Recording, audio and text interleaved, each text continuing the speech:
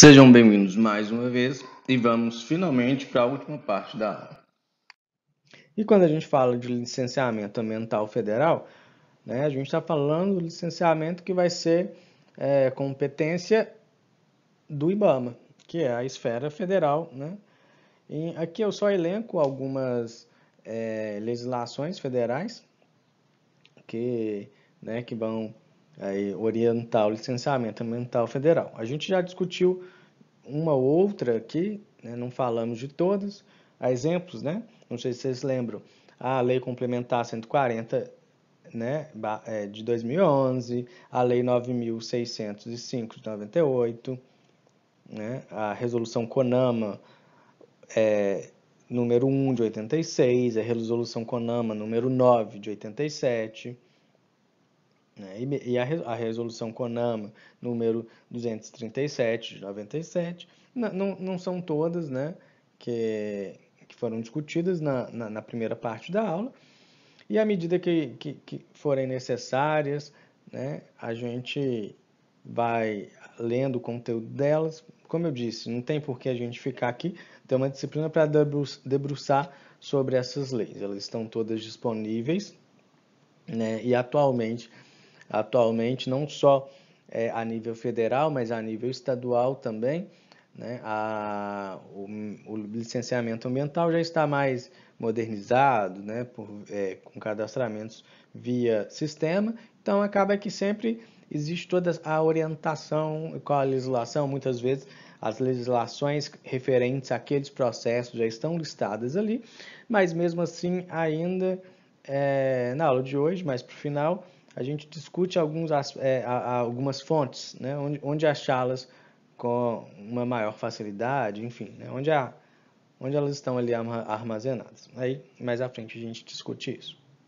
Então, se a gente está falando do licenciamento ambiental, a gente está falando que o empreendimento vai obter uma licença ambiental, ou seja, uma licença para funcionar, uma licença para pesquisar, uma licença para se instalar, Ou seja, o licenciamento ambiental é a etapa, é o processo para a obtenção de uma licença. E afinal de contas, o que são licenças ambientais? Então a gente vai entender como licença ambiental o ato administrativo pelo qual o órgão ambiental competente estabelece as condições, restrições e medidas de controle ambiental que deverão ser obedecidas. E essa definição de licença ambiental está lá no artigo 1, inciso 2 da Resolução CONAMA 237 de 1997, uma que inclusive a gente apontou alguns aspectos dela na primeira parte da aula. Bom, e cada fase do empreendimento vai ser necessária uma licença específica, Então, basicamente, a gente vai trabalhar com 3 tipos de licença: a licença prévia, a licença de instalação e a licença de operação. Nessa seguinte ordem: prévia, instalação e operação. Beleza? Como já dito, a licença prévia, a de instalação e de operação serão dadas em diferentes fases do empreendimento. No caso da licença prévia, remete-se a uma fase preliminar do planejamento desse empreendimento. Geralmente, vai se analisar ali a viabilidade baseada no zoneamento municipal, com aquele empreendimento está se encaixando. E caso concedida, ela tem uma validade de 5 anos. E como essa concessão da licença prévia só acontece quando for atestada a viabilidade ambiental desse empreendimento. E, para tanto, podem ser pedidos 2 tipos de documentos: o EIA-RIMA ou o RCA. O EIA-RIMA, que corresponde ali ao estudo de impacto ambiental e relatório de impacto ao meio ambiente, ou o RCA, que é o relatório de controle ambiental. Mas esses dois documentos serão pedidos sempre? Não, eles serão solicitados com base no potencial poluidor desse empreendimento. No caso do RCA, eles serão solicitados quando tiver uma ausência de significativo impacto ou então atividade de menor porte mesmo, com menor potencial poluidor. Ao contrário das situações dos empreendimentos nos quais serão solicitados o EIA-RIMA, né? Que justamente eles serão caracterizados ali como classificados com um impacto significativo ao meio ambiente. E ainda é importante salientar que a LP, a licença prévia, ela não vai autorizar o início de qualquer obra destinada à implantação do empreendimento, né? Ela só mesmo ela autoriza o planejamento daquele empreendimento. E quando, né, enfim, a licença de instalação ela é concedida, sua validade é de 6 anos e ela vai autorizar a instalação desse empreendimento e também vai dispor, né, sobre todas as especificações que devem ser seguidas. E devem ser seguidas conforme que foi apresentado para o órgão ambiental. Eu digo projeto, né? Então, dessa maneira, autoriza a instalação de todo o empreendimento, de tudo que for necessário para o seu funcionamento e também, né, as primeiras obras de contenção de impactos ambientais e também as primeiras medidas de recuperação ambiental, né? E é válido sempre ressaltar que tudo deve ser feito exatamente conforme o projeto apresentado, porque afinal de contas, toda a concessão se baseou em análises que foram feitas sobre o projeto submetido, né? Então, qualquer alteração que seja necessária deve ser avisado ao órgão que licencia para que ele autorize ou não, que não necessariamente vai autorizar. E, obviamente, também que essa licença de instalação ela só vai ser concedida depois que todos os condicionantes feitos na licença prévia forem atendidos, né? Como, né, a apresentação do PCA, conforme a resolução CONAMA de número 9, né, de 90, que é o Plano de Controle Ambiental, e ainda também a apresentação do PRAD, né, que é o Plano de Recuperação de Áreas Degradadas. Né? Esses dois termos, né, o Plano de Controle Ambiental e o Plano de Recuperação de Áreas Degradadas, imagino que vocês já tenham algum mínimo de intimidade, né, visto que foi conteúdo, né, que a professora Ana passou para vocês nas últimas aulas. E no final das contas, né, o que são condicionantes? Bom, os condicionantes ambientais, né, justamente vão ser exigências feitas pelo órgão licenciador. Né? E essas exigências vão ser feitas durante o processo de licenciamento e mesmo ainda quando a licença já foi concedida, né, e tá válida. E sempre esses condicionantes eles estão voltados à mitigação ou então à compensação dos impactos ambientais que são decorrentes àquela atividade que está em funcionamento ou aquele empreendimento que está, né, em funcionamento. Bom, então, né, entende-se que esse órgão ambiental, né, por meio dessas exigências, dessas condicionantes, ele está estabelecendo condições e restrições e medidas mesmo de controle ambiental que devem ser obedecidas pelo empreendedor, né? Senão, sem as quais essa atividade ela não poderia ser exercida, porque justamente não teria nem a licença, né? E caso essas condicionantes não sejam essas condicionantes não sejam atendidas, exemplo, né, condicionantes solicitadas na licença prévia. Então, caso elas não sejam atendidas, jamais conseguirá o empreendimento jamais vai conseguir uma licença de instalação, né? E por vezes, se esses condicionantes forem feitos, né? Se essas exigências forem feitas durante já uma licença, né, concedida, essa licença pode ser revogada caso esses condicionantes não sejam atendidos. Bom, né, tipo, uns exemplos aqui de condicionantes, né? Tipo, no caso dessa primeira situação, o empreendedor ele vai ficar ciente, né, da instalação do empreendimento, deverá atender a todas as normas de segurança, sinalização, né, de modo a evitar transtornos e garantir a segurança para os pedestres e do tráfego de veículos. Né? O empreendedor será responsável por qualquer acidente que venha causar danos ao meio ambiente. esses condicionantes são bem genéricos, né? O empreendedor deverá, num prazo máximo de 90 dias, colocar uma placa indicativa do empreendimento, conforme anexo, né, a presente licença, e assim sucessivamente. Então, são só algumas exigências que visam, de fato, né, a minimizar e mitigar e controlar os impactos, né, os danos causados ao meio ambiente. Enfim, a licença de operação, né? Ela vai autorizar a operação desse empreendimento, entretanto, para que ela seja concedida, todas as exigências feitas no LI devem ser cumpridas pelo empreendedor, né? Ou seja, devem se cumprir todas as condicionantes do LI, para então o LO, né, a licença de operação, ser concedida. Mas mesmo assim, mesmo com a licença de operação concedida, esse empreendimento está sujeito à fiscalização e até mesmo às possíveis sanções, né, caso não seja cumprida nenhum tipo das especificações. E é bom lembrar também que durante a licença de operação, durante a operação desse empreendimento, outras condicionantes podem ser exigidas. Ok? Bom, mas vamos pensar no seguinte: e se de repente um empreendimento, né, já está funcionando aí sem nenhum tipo de licenciamento ambiental, né? Ele está perdido, assim, e agora? Me pegou, acabou, não tem como.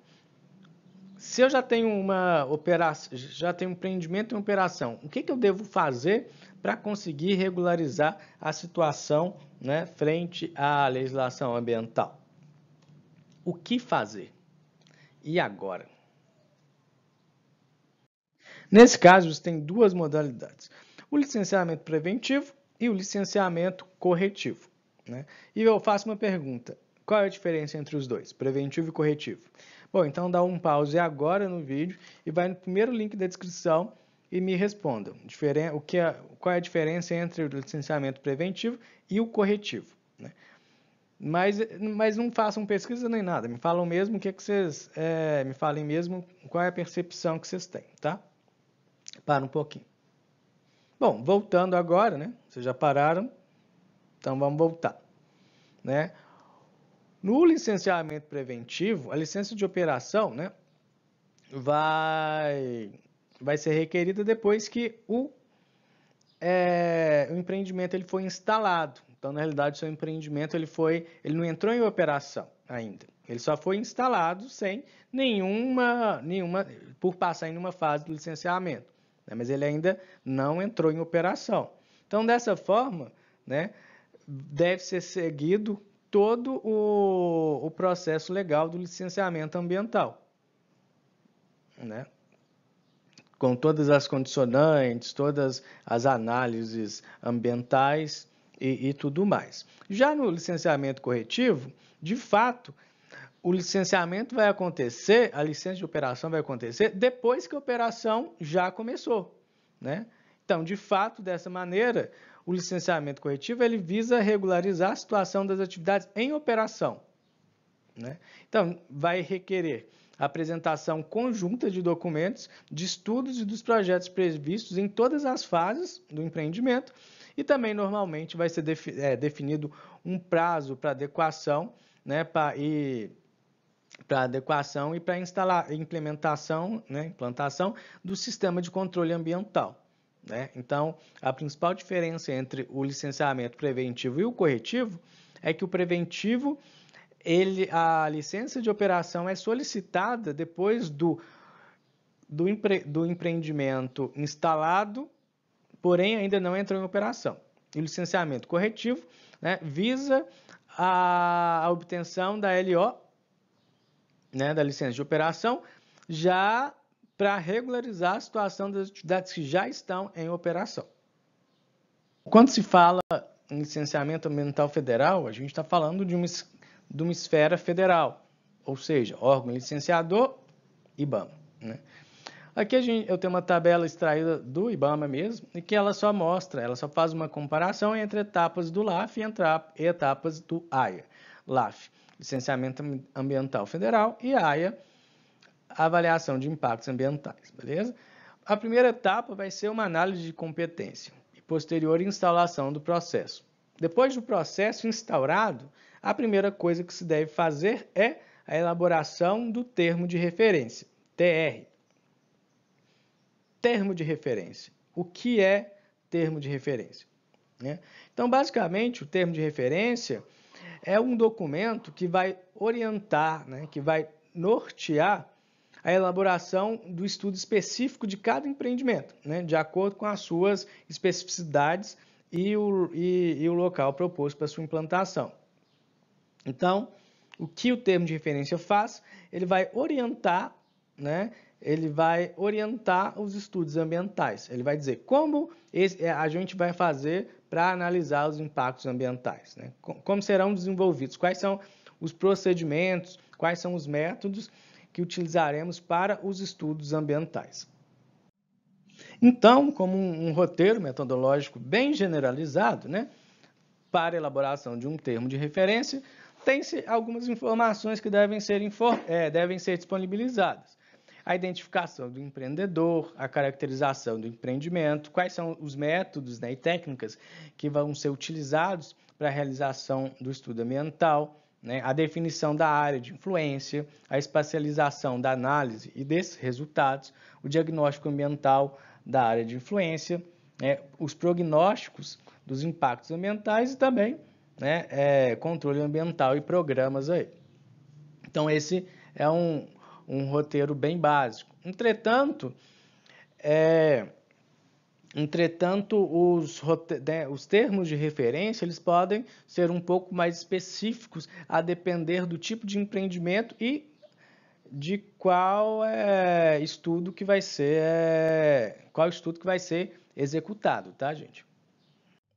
Considerando a nossa esfera federal, no site do IBAMA, nesse endereço que está aqui, etapas, procedimentos e serviços, etapas do licenciamento ambiental federal, a gente consegue encontrar o tópico legislação.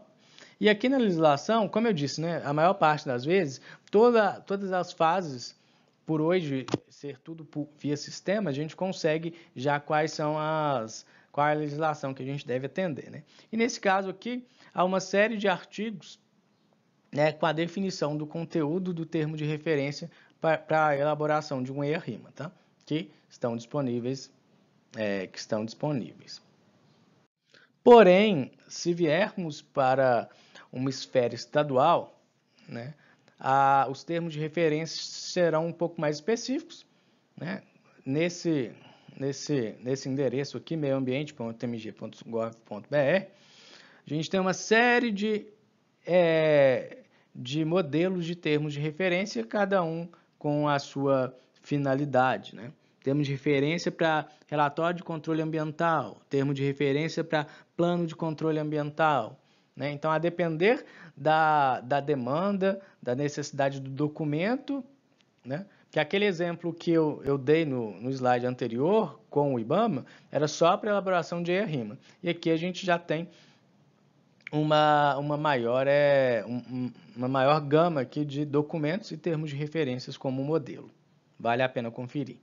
Então, voltando à tabela com essas etapas do licenciamento ambiental, depois da elaboração do termo de referência e com isso a definição do escopo dos estudos ambientais, o processo vai ser instaurado, a ficha de caracterização vai ser preenchida, enfim, e o termo de referência finalmente finalizado, para que os estudos possam acontecer. Então, a partir daí, a gente tem a análise do requerimento da LP, com a análise prévia dos impactos, e assim sucessivamente. Depois, a análise do requerimento do LI, acompanhamento dos condicionantes pós-LI, análise de requerimento do LO, que é a licença de operação, culminando aí no acompanhamento de condicionantes pós-LO.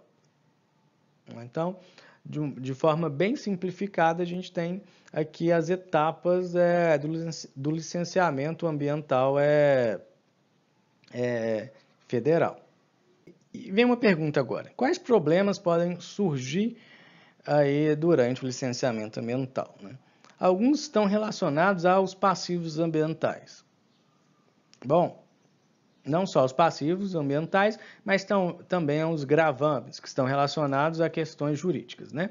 Mas quando a gente pensa nos passivos ambientais, né, tem-se muitos problemas com edificações em áreas de preservação permanente, né? Problemas com áreas contaminadas, supressão de vegetação não autorizada e captação de águas irregulares, né? São alguns exemplos de problemas associados aos passivos ambientais, né, que vai acabar atrapalhando o licenciamento ambiental. Quando a gente pensa em alguns aspectos jurídicos, né, existem muitas questões também envolvidas, né, como a questão de não obediência, né, não cumprimento de termos de compromisso, alguns autos de infração, né, alguns termos de ajustamento de conduta, né, termos de ajustamento de conduta e mesmo algumas sentenças judiciais.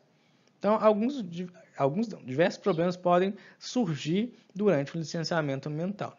Sobretudo, por vezes, exemplo, eu comprei uma área que já tinha sido, eu já tinha sido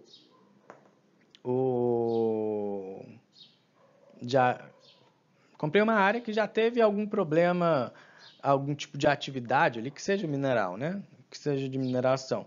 E deixou um grande passivo ambiental. Mas a partir do momento que eu comprei a área, a área é minha, né?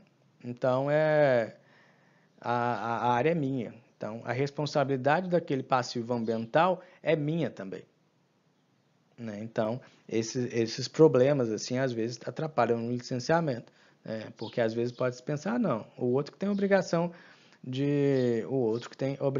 de reabilitar, enfim. Mas na realidade, a partir do momento que você comprou uma área e que existe um passivo ambiental, a responsabilidade por aquele passivo ambiental também é sua. Usei o termo errado. Também é sua, não. É sua, tá? A responsabilidade pelo passivo ambiental é sua. Mas ainda há uma diversidade de situações que vão atrapalhar o licenciamento ambiental, né? Situações em que o empreendimento pode inserir, né, em unidades de conservação, né, em áreas de preservação permanente, como eu comentei no último slide, em biomas protegidos por lei, né, áreas e bens tombados, áreas de reserva legal, né, restrições impostas por instrumentos de política urbana, bens públicos, né, e presença de espécies e áreas, né, as quais são tratadas por espécies em extinção. Então, na verdade, são vários problemas que podem surgir aí e que vão atrapalhar o licenciamento ambiental, né? Na mineração, é muito comum, né, que a ocorrência de cavidades atrapalhe um pouco, atrase um pouco o licenciamento ambiental, visto que deve ser feita toda uma análise ambiental para certificar, né, se não existe nenhuma espécie em extinção, nenhuma espécie que é endêmica ali daquela cavidade, enfim. Então, são vários fatores que vão influenciar, né, são vários problemas que podem influenciar, né, a concessão ou não de uma licença ambiental. E agora a gente chegou em uma pergunta interessante e importante, né? Quais são os empreendimentos que necessitam de licenciamento ambiental? Né? E, basicamente, né, os principais, né, isso é informação do IBAMA, né, os principais empreendimentos são aqueles relacionados à mineração, usinas hidrelétricas, construção de portos, rodovias, ferrovias e, né, hidrovias, petróleo e gás, linhas de transmissão e também usinas térmicas nucleares e fontes alternativas de energia. Né? Essas são as principais tipologias licenciadas no IBAMA.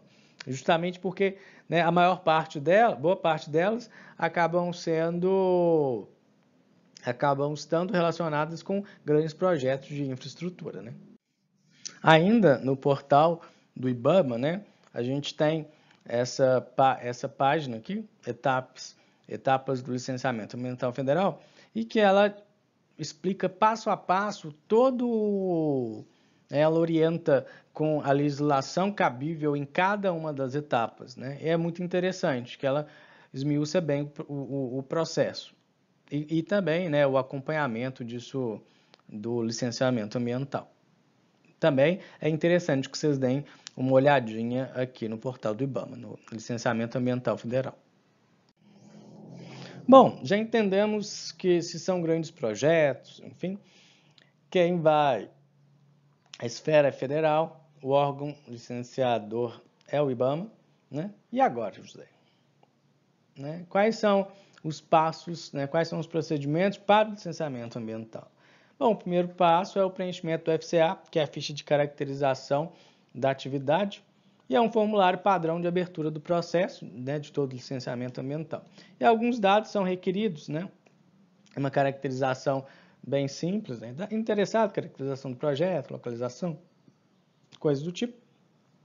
Só que antes é necessário que tenha o Cadastro Técnico Federal, o CTF, também no portal do IBAMA. Dependendo do conteúdo que vocês peguem aí pela internet, né, é importante só salientar que o FCA, até 2014, né, ele era chamado de ficha de abertura do processo, de FAP. Tá? Depois de preenchido a ficha de cadastro de atividade, quais são as análises que seguiram, né?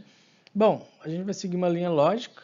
A primeira análise é para se avaliar a exigibilidade do licenciamento ambiental e a segunda análise se avaliar a competência do IBAMA na condução deste licenciamento ambiental, né? Quando a gente pensa nessa primeira parte, na exigibilidade, né, vamos se analisar, são projetos maiores, né, com uma grande influência, como extração, né, extração e tratamento de minerais, construção de ferrovias, né, rodovias, transposição de bacias hidrográficas, produção de energia, né, construção de marinas, aeroportos, parcelamento do solo, enfim, né? Ou então vamos pensar, são coisas, né, são situações com menor impacto, né? Será que precisa mesmo? Pequenos sistemas de abastecimento de água, será que precisa de passar por um licenciamento ambiental? Né? A construção de escolas pequenas, né? Ou ainda a construção de outros pequenos edifícios em terras indígenas, né? Benfeitorias em unidade de conservação. Então, na realidade, a ideia é separar o que você vai precisar de um licenciamento ambiental de outras situações em que não serão necessárias esse licenciamento ambiental. Feito isso, passa-se então para a análise da competência do IBAMA. Né? Geralmente o IBAMA vai ser competente pelo licenciamento ambiental nas seguintes situações, né? Quando a gente tiver empreendimentos que são localizados conjuntamente com países limítrofes, né, localizados no mar territorial, plataforma continental, né, ou zona econômica especial, localizados em terras indígenas, localizados em unidades de conservação federal, né, CETOS, as APAs, e também aqueles empreendimentos que estarão localizados em 2 ou mais estados, conforme, né, eu já tinha dito na primeira parte da aula. E ainda também, né, aquelas de caráter militar, sem reparo, emprego das Forças Armadas, e também que contenham materiais radioativos ou nucleares, né, que vão ser mediante a parecer do CNEM, conforme definido no decreto 8.437 de 2015. Porém, quando não atendem a essas situações, passa-se para a competência do Estado, né? E que geralmente serão aqueles empreendimentos que são localizados em UCs, unidades de conservação estaduais, né? Ressalvadas as de competência da União ou do município.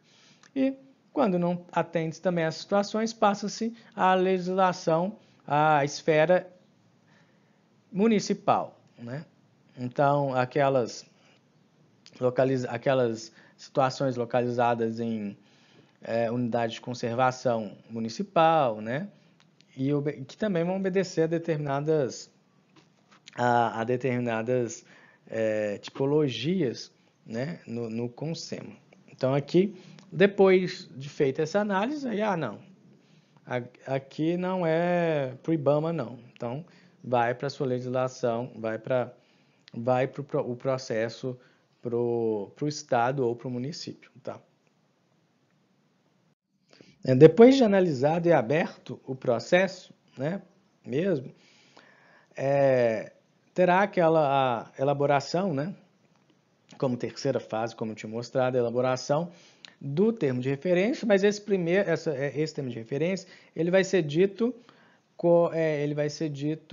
e reconhecido como o termo de referência preliminar, justamente porque depois disso o IBAMA vai avaliar e pode ser que modifique o documento em algum ponto ou outro, até que seja emitida, né, o termo de referência final, e que vai ter uma validade aí de 2 anos. Né?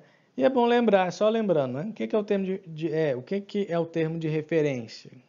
O termo de referência, justamente, ele vai vir para ordenar os procedimentos de uma análise da análise ambiental, dos estudos ambientais, né? E justamente, e a ideia da elaboração dessa metodologia, com perguntas que são relevantes para aquele empreendimento, né? Elas visam justamente a limitação de um universo de análise e, consequentemente, se aumenta o foco e se melhora os resultados, né? Se melhora os resultados em relação a esses estudos ambientais e que estarão relacionados justamente ao empreendimento.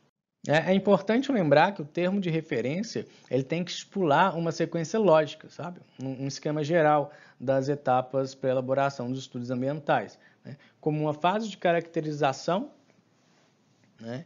Em que eu tenho uma caracterização técnica, né? Um diagnóstico ambiental do meio físico, biológico e socioeconômico da área de influência. Depois uma fase de análise, né? Com base em todos esses aspectos e parâmetros levantados. Né, vamos analisar os impactos ambientais, né, identificar e avaliar quais são eles, e depois passa-se para a fase de proposições. Né? Quais são as medidas mitigadoras? Fase de implantação, né, do projeto, na fase de implantação, na fase de operação. Né? Quais são os impactos residuais disso? Né? E qual é o tipo de programa ambiental que a gente pode propor para isso. Né? Então, a ideia do termo de referência é que se tenha esse esquema geral das etapas para a elaboração desses estudos ambientais. Na ficha de cadastro de atividade, o interessado ele tem que informar, né, sobre possíveis intervenções em áreas específicas e que vão requerer algum tratamento especial. Né? E os órgãos envolvidos nessa situação, eles vão emitir um termo de referência específico que deve ser considerado e incluído no processo de licenciamento ambiental.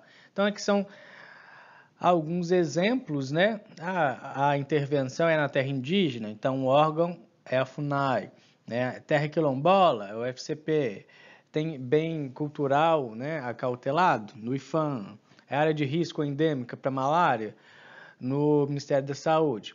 Entretanto, né, existem outros órgãos que podem se envolver e solicitar aí termos de referência específicos, como o DNPM, né, que hoje é a ANM, Associação Nacional de Mineração, o CNEM, que é a Comissão Nacional de Energia Nuclear, no caso, né, da utilização de minerais nucleares ou radioativos, a ANP, Agência Nacional de Petróleo e Gás, a ANEEL, Agência Nacional de Energia Elétrica, e a ANA, Agência Nacional das Águas. Né? Então, a depender da intervenção, né, em algumas áreas específicas, isso deve ser notificado lá no FCA, para então ser elaborado um termo de referência específico. Bom, e depois de ter sido emitido, né, o termo de referência específico, não, termo de referência final, os estudos ambientais são executados, ou seja, o EIA-RIMA ou o RCA, a depender do porte do empreendimento, né? EIA-RIMA para aqueles empreendimentos com impacto significativo, RCA, né, para aqueles empreendimentos que têm um baixo potencial poluidor ou então tem ausência de impacto significativo, né? Lembrando que, né, no caso dos empreendimentos de impacto significativo, né, os quais serão exigidos o EIA-RIMA para o seu licenciamento, né, deve-se fazer audiências públicas, né? Só, mais uma vez, né, já está até repetitivo isso, ter que fazer audiência pública para discutir, né, um EIA-RIMA. Né? E é importante lembrar, né, mais uma vez, que a não realização de audiência pública para a discussão do EIA-RIMA invalida a licença que foi concedida. Tá? E para a realização, dessa audiência pública, né, ela pode ser requerida quando, né, ela pode ser realizada quando o órgão julgar necessário. Bom, então o órgão sempre vai julgar necessário, né? Ou então por solicitação externa, via Ministério Público, né, via entidade civil, ou então mesmo associação de cidadãos ali com um número igual ou superior a 50 cidadãos envolvidos nessa solicitação externa. Né? Lembrando que né, os que podem solicitar a audiência pública para discussão do EIA-RIMAS, ou órgão ambiental ou solicitação externa, todas essas possibilidades são discutidas lá na resolução número 9 de 87, tá? Resolução CONAMA número 9 de 87. Bom, e depois de licenças concedidas, tem-se que muito incentivar a fiscalização e o monitoramento, né, dessas atividades, da operação e dos impactos ambientais aí que estão se desenvolvendo. Então, sobre fiscalização e monitoramento, né, quem de fato é o responsável? A gente tem a esfera estadual ou a esfera municipal, né? Quem é o responsável? Bom, e a resposta é a esfera estadual, por meio da Secretaria de Meio Ambiente e Desenvolvimento Sustentável, né? E aí representado pelo... Quem é que sabe o nome desse edifício? Lá de São Paulo? Bom, enfim, pelos COPANs, né, que são os Conselhos de Política Ambiental, que é o Conselho de Política Ambiental que está submetido à Secretaria de Meio Ambiente e Desenvolvimento Sustentável. Bom, vamos parar um pouco e pensar na seguinte questão.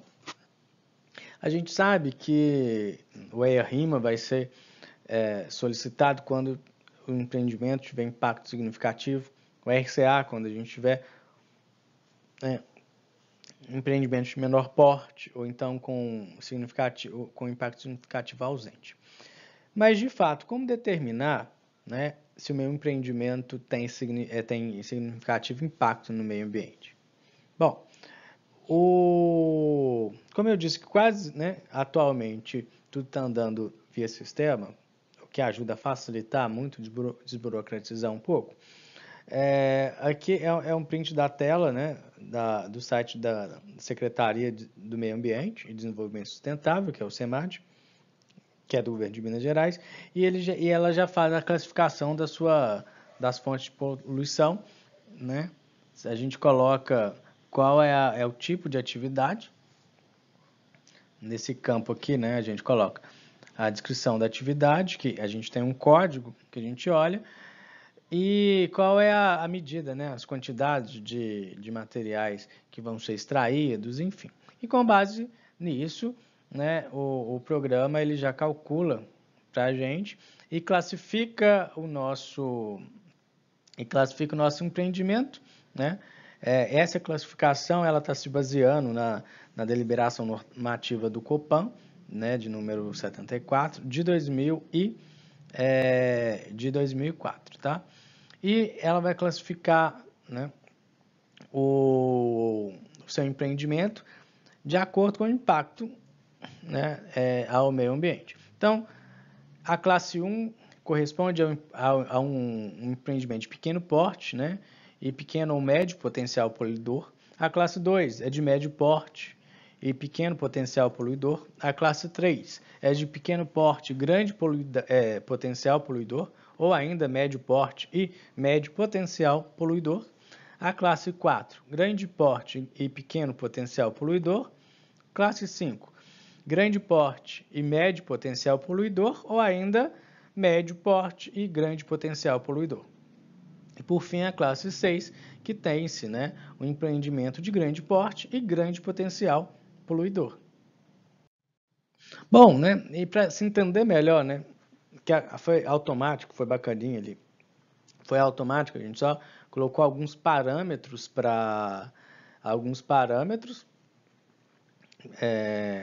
e esses parâmetros e essa classificação do potencial poluidor já sai, né, automaticamente. Então, né, a deliberação normativa do Copan, de número 217, que foi publicada em 2017, ela atualiza alguns aspectos da legislação mineral do Estado de Minas Gerais e também atualiza alguns aspectos relacionados à análise à determinação do potencial poluidor geral. Né? Porque para que se tenha uma análise do potencial de poluidor geral, a gente tem que fazer uma análise individual, né, uma análise individual em cada componente do ambiente. Nesse caso, as nossas variáveis ambientais analisadas serão ar, água e solo, né? E aqui o potencial poluidor, né, ou degradador dessas variáveis. O ar, se eu tenho um potencial poluidor para o ar pequeno, para a água pequena e para o solo pequeno, então o potencial poluidor geral, né, também é P. Né? Não, aqui olha, eu tenho uma situação em que eu tenho potencial poluidor para o ar, né, é pequeno, e para a água e para o solo grande, então no total, né, o potencial poluidor geral, ele é o nosso potencial poluidor também grande. Então, mas dessa forma, como a gente vai de fato determinar, né, isso? De que estou tirando isso do sovaco? Não, a gente não pode, né, tirar do sovaco. Então a gente vai analisar as listagens de A a Z. E onde que estão essas listagens? Onde a gente vai encontrar essas listagens de A a Z? Lá na deliberação normativa Copan, número 217, que eu também coloquei no Classroom para que vocês possam consultar quando for necessário. Né? E como exemplo, né, dessas tabelas, aqui a nossa tabela é uma parte, né, da listagem A, e essa listagem A, ela trata, né, A1 trata da lavra subterrânea, para a gente exemplificar. Então, aqui tem, né, um número de catálogo e aqui a descrição. Né? É uma lavra subterrânea de pegmatitos e gemas. Aqui é uma situação e aqui é uma outra situação. Né? Bom, e aqui a gente já tem esse potencial poluidor e degradador. Para o ar, P, água M, solo G, né? E o geral M. Entretanto, aqui, né, a gente vai começar a analisar o porte. Né? É um porte pequeno, grande ou médio. Né? Então, para que a gente consiga determinar o potencial poluidor geral do nosso empreendimento, basta a gente analisar as listagens que constam na deliberação normativa Copan 217, tá, ok? Nesse exemplo de baixo, a gente tem o quê? Uma lavra subterrânea, exceto de pegmatitos e gemas. Né? Então, individualmente, eu tenho o potencial poluidor de cada variável ambiental, ar, água e solo, e um potencial poluidor geral. E aqui, aspectos relativos ao porte. Mas, obviamente, se a gente está analisando ainda o potencial poluidor geral, a gente tem que olhar justamente essa primeira seção aqui, né? Do potencial poluidor ou degradador geral, e também a gente consegue encontrar de cada uma das variáveis ambientais. E agora, para que a gente consiga determinar a classe do nosso empreendimento, eu vou relacionar o quê?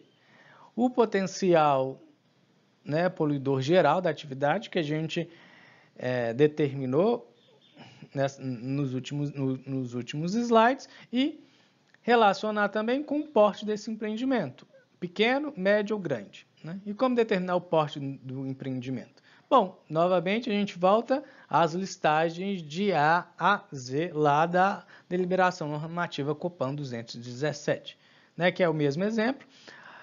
No slide anterior a gente analisou essa seção e agora, né? Agora, para a determinação da classe, a gente vai analisar as duas seções, né? Potencial poluidor degradador geral da atividade, vamos olhar aqui. No caso da lavra subterrânea de pegmatitos de gemas, o geral é M. Então, a gente tem que olhar esta coluna. E para se determinar se a gente tem um empreendimento de classe 2, 3 ou 4, vai depender do porte do empreendimento. Né? A produção bruta é igual ou inferior a 1.200 metros cúbicos por ano? Então, ela vai ser pequena. Mas e se ela for superior a 12.000 metros cúbicos por ano? Então, ela vai ser de grande porte. E assim a gente consegue determinar, né, a classe do empreendimento. Obviamente que existe aquela ferramenta que já é automatizada e que facilitaria bastante, né, que facilita bastante a vida de quem está, né, fazendo um licenciamento ambiental. Gente, é importante lembrar, né, que embora tenhamos a partir do momento em que o licenciamento ambiental já não se enquadra mais na esfera federal, a gente tem que começar a analisar também toda a regulamentação e legislação estadual. Né? Então, desde que a gente está falando aqui da classificação do empreendimento, a gente já está falando e seguindo legislações que são deliberações normativas do Copan, né, que justamente é o Conselho de Política Ambiental que está submetido à SEMAD, que é a Secretaria Estadual de Meio Ambiente e Desenvolvimento Sustentável. Agora, uma pergunta importante. Né? Para a regularização ambiental, é necessário o licenciamento ambiental para todas as classes de empreendimento? O que vocês acham? O que vocês acham, hein? Bom, então, segundo o link aí, me respondam. Parem o vídeo e me respondam. O que é, hein? Mas é o que vocês acham mesmo. Então, stop, segundo o link da descrição do vídeo, e vai lá. Bom, imagino que vocês já fizeram isso. E a resposta é não. Né? Então, a gente vai dividir em dois grupos essas classes de empreendimento. Né? Aquele grupo constituído pelas classes 3, 4, 5 e 6 e os grupos, né? E o grupo constituído pelas classes 1 e 2. No caso, né, de empreendimentos de classe 3, 4, 5 e 6, será necessário o licenciamento ambiental, e no caso de empreendimentos de classe 1 e 2, será necessário somente autorização ambiental de funcionamento, também conhecida como AFF. Já falaremos sobre ela. E o que de repente é essa autorização ambiental de funcionamento? Que de repente surgiu. Bom, então vamos lá. Ele vai ser, o processo de autorização ambiental de funcionamento é destinado àqueles empreendimentos classificados como de classe 1 e 2, tá? Bom, então são aqueles empreendimentos de menor tamanho e de menor, né, nível de poluição. Obviamente que a AFF, né, o órgão licenciador é quem? O Estado de Minas Gerais, né? Não o Estado de Minas Gerais, o órgão licenciado, é a Secretaria de Meio Ambiente e Desenvolvimento Sustentável de Minas Gerais.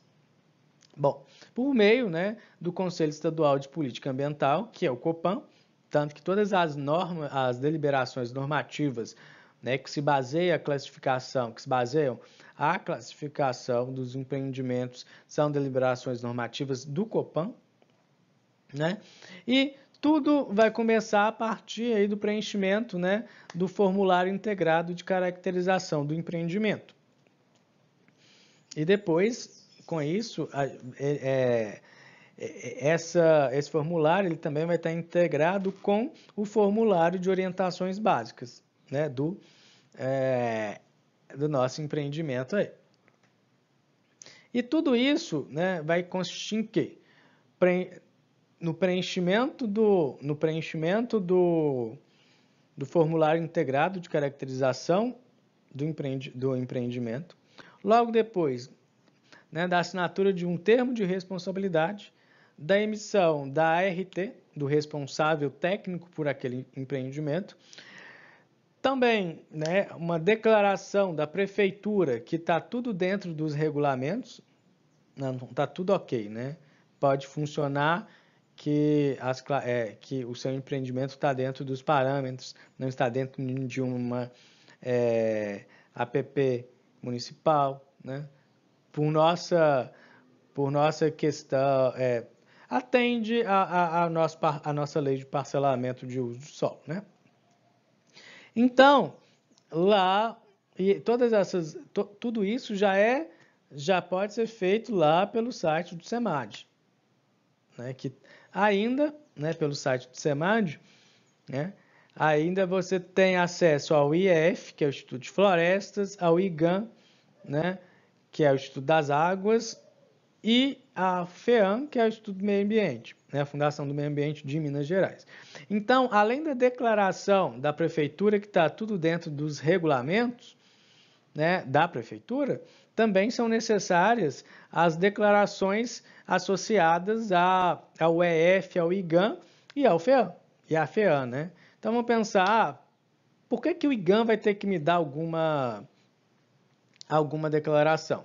Caso seja necessária a utilização, caso seja necessária a explotação de água subterrânea, ou mesmo a utilização de algum recurso hídrico superficial.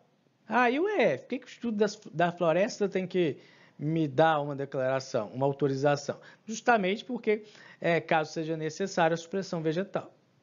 Então, tudo isso, todas essas declarações, tudo isso já deve ser, já deve estar certificado, né, para que você entre com o seu processo de autorização ambiental de funcionamento, né?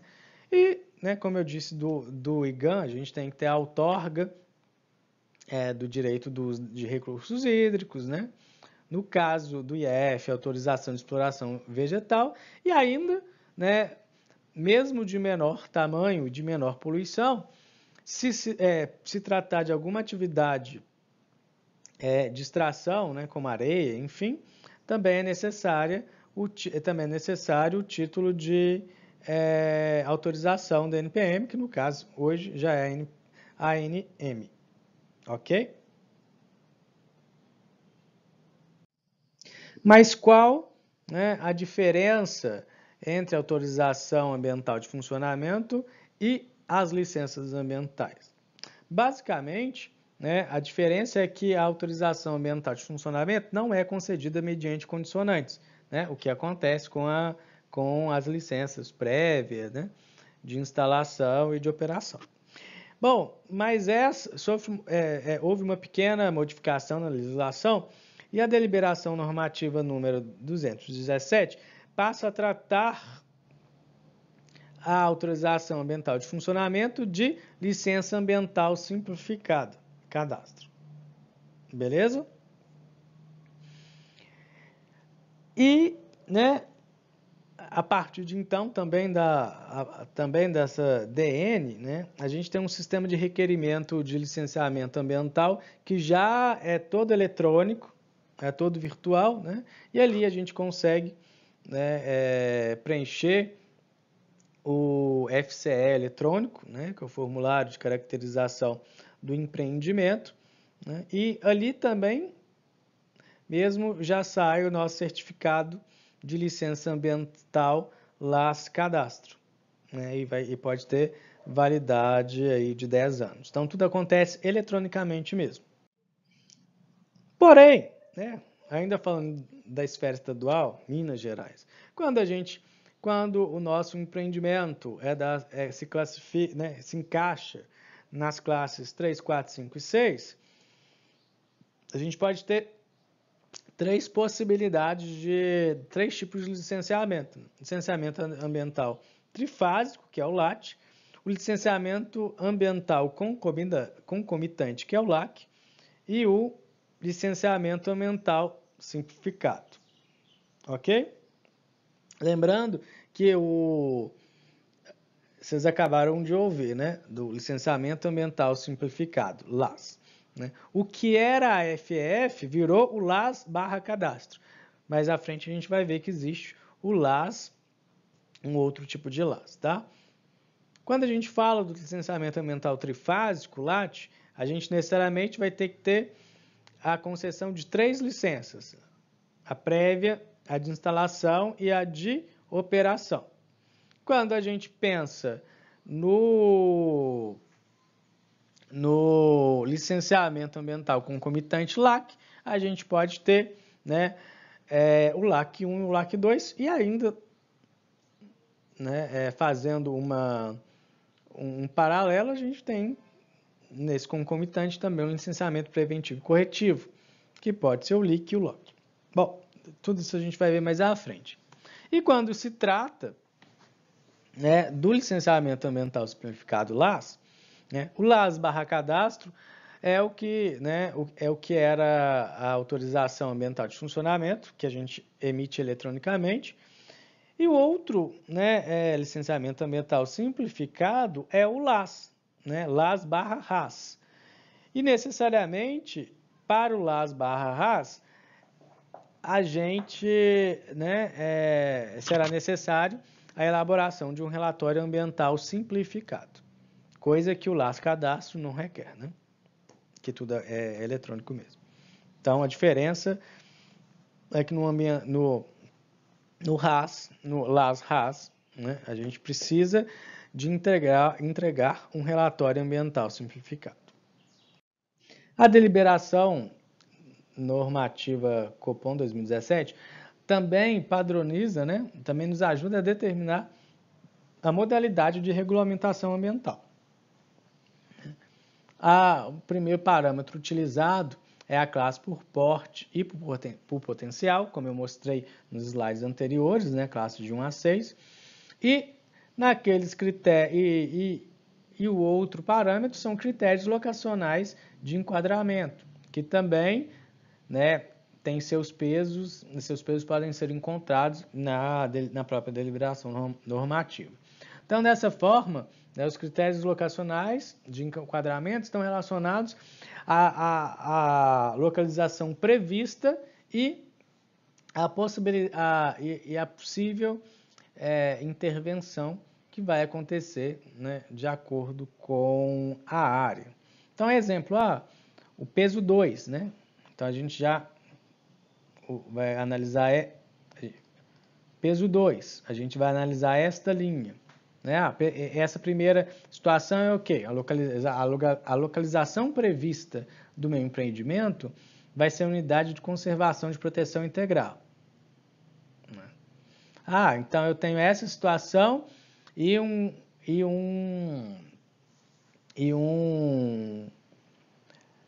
empreendimento de classe 5. Então, aqui, classe 5. Então, a gente tem um LAT, que é o licenciamento ambiental trifásico, necessário licença prévia de implantação e de operação. E assim sucessivamente, a gente faz as devidas, né, a devida localização, né, e contextualização do nosso empreendimento com o contexto, para que associado à classe e porte, né, a classe do nosso empreendimento, a gente consiga determinar qual vai ser a modalidade da regulamentação ambiental necessária. né? E ainda conforme deliberação normativa do Copan, e de novo, a número 2017, para as atividades minerárias, mesmo nas classes 1 e 2, não é possível o licenciamento ambiental por LAS cadastro, ou seja, aquele licenciamento ambiental que é totalmente eletrônico, né? Então, se for atividade minerária, até pode-se assumir um licenciamento ambiental simplificado, entretanto, aquele que é necessário a entrega do relatório ambiental simplificado, o RAS. Então, para atividade minerária, o mínimo, a modalidade de licenciamento ambiental mínima vai ser a LAS-RAS, né, o licenciamento ambiental simplificado, que deve se entregar o relatório ambiental simplificado. E se a gente pensar quais são essas classes minerárias 1 e 2, né? Essas atividades minerárias de classe 1 e 2. Aquelas de extração de areia e cascalho, para utilização imediata na construção civil, extração de cascalho, rocha para produção de brita, areia folha da cara de rios, né? Extração de argila para fabricação de cerâmica, extração de água mineral ou potável de mesa. Tá? Em 5 de novembro de 2019, é publicada a resolução SEMAD 2890, justamente ela cria o SLA, Sistema de Licenciamento Ambiental, que pode ser acessado através da plataforma Ecosistemas. E a ideia justamente é de simplificar o cadastro, simplificar o licenciamento, né, o licenciamento ambiental e dar uma desburocratizada. Então, para que vocês consigam começar o processo de licenciamento ambiental, né, vocês devem acessar este endereço, ecosistemas.meioambiente.mg.gov.br. Né? A partir do seu cadastro, você consegue iniciar seu processo e basicamente todas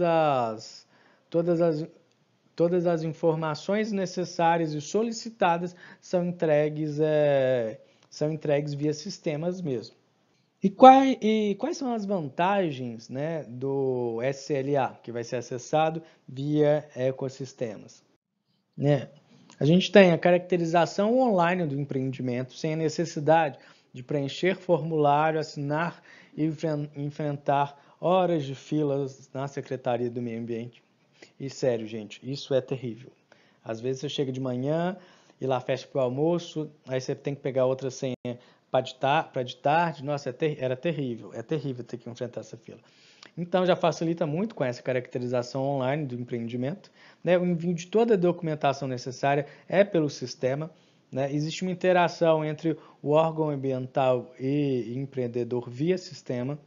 Né? Os avisos e alertas